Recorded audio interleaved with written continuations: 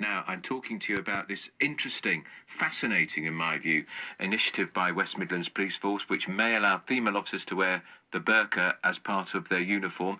Currently, the level of recruitment from the BME population is 9%. They want to get that substantially higher. Black, minority, ethnic officers, they want to get it up to 30%.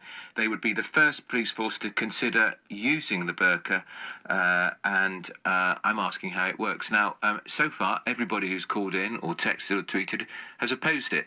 Abdullah al Andalusi is the co-founder of the Muslim Debate Initiative, has been listening to the programme and has called in. So delighted he's joining me now. Abdullah, good evening. Hello, good evening. A fascinating discussion, and you hear where I'm coming from with this. I completely support the right of women to wear the burqa if that's what they think and if that's what they want to do. I'm just worried about how practically this works for a serving police officer in a busy metropolitan city where the crime and law and order may be a bit of a problem. Well, I don't think that there's any problem at all. If people had tattoos all over their face... If they had what, sorry?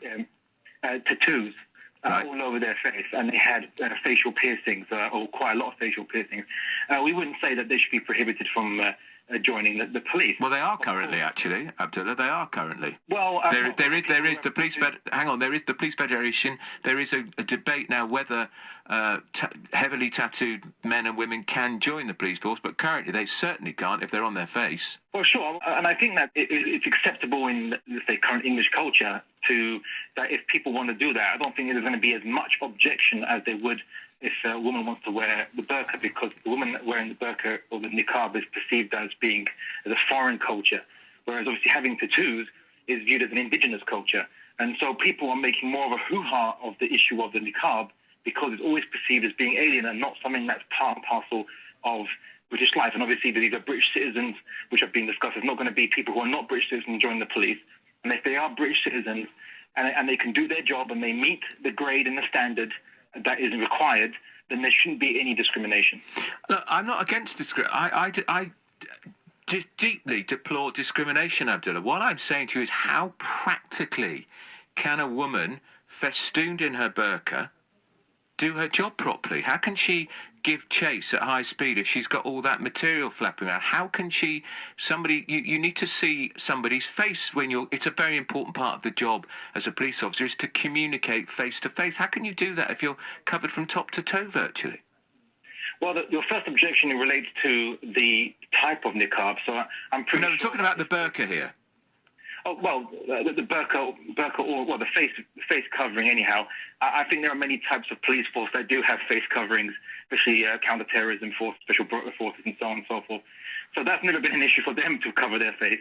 As for the issue of a Bobby on the beat, dealing with people on the street, well, as I said, there's always ways around it. Well, what way around? How do you get around it then? Explain to me, because I'm very keen to know how you get around it. Well, if a person who has a face cover, you can obviously see the eyes and they speak to you. Obviously, that's a way around it. It's not like it creates an impenetrable barrier of which people cannot communicate. Yeah, but can you see? Can you see the mouth? Can you see the mouth? Can't you just see the eyes? Well, presumably on the type being discussed is the one that you can see. You can just see the eyes.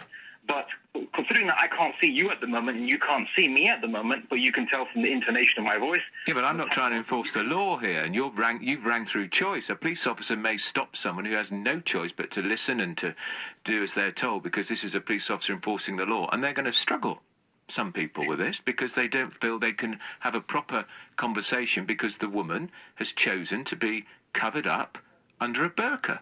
Well, I think that's absurd, considering that the police officer's job is communication. And so if we can communicate, then surely a police officer who has their face covered can communicate. Surely the counter-terrorism branch and other special forces of police who do cover their face communicate rather well in those situations. No one says they should reveal their face, because in the heat of the moment, in very tense situations, they need to be able to show their face to potential criminals or potential violent people. No one argues that. But likewise, as long as the woman who decides to cover her face can communicate well and can have command and control the situation, like any police officer is expected to, that is the only thing we look at. We don't look at, we shouldn't look at whether you can see the face per se. In your opinion, Abdullah, and you would know much more about this, do most women you know who wear the burqa wear it because they want to, or because their husband or a male in their family or an older woman wants them to? Well, in all my experience in the Muslim community, I haven't met a single woman that has ever said that she wore the niqab because her husband wanted to or told her to. I'm surprised to hear that, because I've read a lot about it. I mean, I only can read what I read, whether it's in The Guardian or The Independent, and people say my husband doesn't want me to go out the house unless I'm covered. Well, the problem here is you being surprised by this, because... Yeah, I am surprised. I'm pleasantly surprised if you say you've never, ever met a woman in your life who's been compelled to wear one. No, the situation is that the argument I do hear for women who do choose to cover is that they feel that there's less pressure on them from social expectations, from society, from makeup, from looking a certain way. They feel less pressured and less judged wearing the face cover, which is their choice to wear. And that was the reason why they chose to wear it. They actually even feel liberated by it, because they've freed themselves from this social expectation imposed by fashion magazines and adverts and TV and film. So they kind of free themselves from this little matrix of expectations upon women. And obviously in that, they believe that they can devote themselves to obviously getting close to God and focusing on obviously building character, rather than this over-focus currently in the modern world of appearance and image. All right, Abdullah, thank you very much for joining us. That's Abdullah al Andalusi, listening into the programme. Quite right too, Abdullah. You should be listening to LBC always.